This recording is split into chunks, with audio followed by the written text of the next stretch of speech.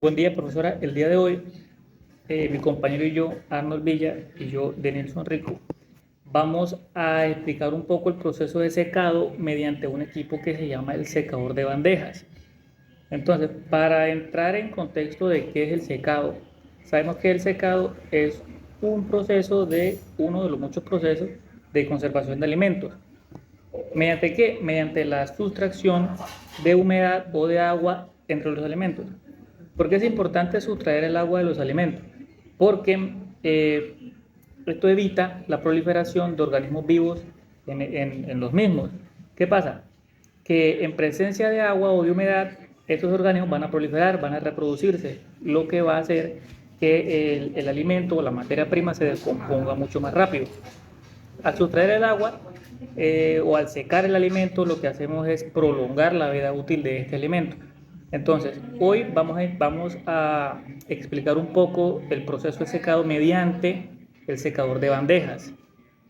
Sabemos que existen diferentes tipos de secadores. Por ejemplo, está el secador rotativo, secador por aspersión, secador de túnel, entre otros, y el secador de bandejas, que es el que nos corresponde hoy. Dentro del secador de bandejas, existen diferentes tipos de secadores de bandejas. Dentro de los diferentes tipos de secadores de bandejas, tenemos los gabinetes de secado de bandejas, los secadores semicontinuos y los secadores de flujo cruzado. Entonces, ¿cómo funciona un secador de bandejas o de flujo cruzado? ¿Sí? Dentro del equipo, dentro de la cámara de secado, existen unas resistencias que generan calor. Este calor es llevado alrededor de toda la cámara de secado por unos ventiladores que transportan el aire seco a través de las bandejas donde está puesta la materia prima o el alimento que queremos secar, sacando así el aire húmedo o sacando la humedad del alimento y secándolo o deshidratándolo. Entonces, ¿en qué alimento se puede usar esta técnica de secado? Se usa básicamente en chiles o especias, también para hacer alimentos granulados, deshidratación de frutas y verduras, secado de minerales, incluso elaboración de alimentos en polvo.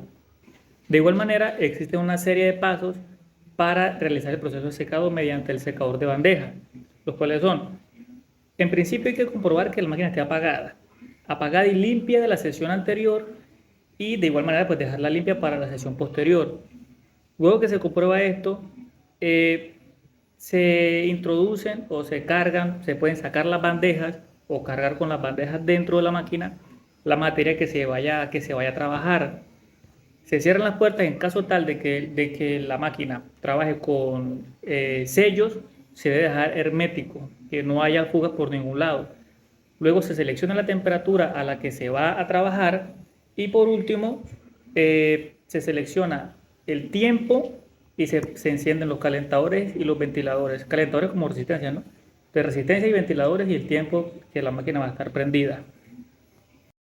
Dentro de los procesos agroindustriales hay dos factores importantes. Uno es el tiempo y la otra es la temperatura. No se encontró un proceso agroindustrial específico donde diera la temperatura y el tiempo específico, pero sí se encontró estándar. Por ejemplo, las frutas se trabajan de 50 a 70 grados centígrados y en un tiempo de deshidratación de 6 a 24 horas. Lo que son hierbas y especias se utiliza ya a una temperatura menor para conservar su sabor y su olor, y es de 35 a 50 grados centígrados y se utiliza un tiempo menor también, de 2 a 8 horas. En el caso de las verduras y eso, de las hortalizas, se utiliza una temperatura ya pues un poquito más elevada, que es de 50 al 70 grados centígrados, y su tiempo es igual al tiempo que se utiliza con las frutas. ¿Por qué?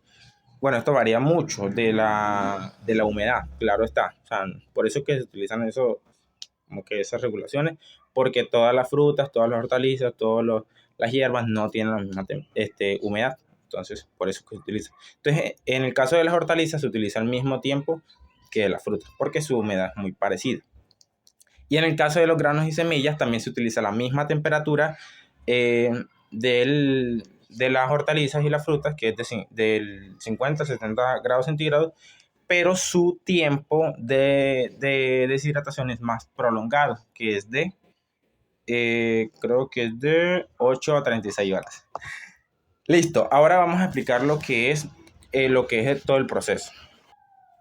Bueno, aquí tenemos un tipo de secador. Entonces, hay dos tipos de secador. Está el vertical y está el horizontal. ¿Cuál es la diferencia? El flujo de aire.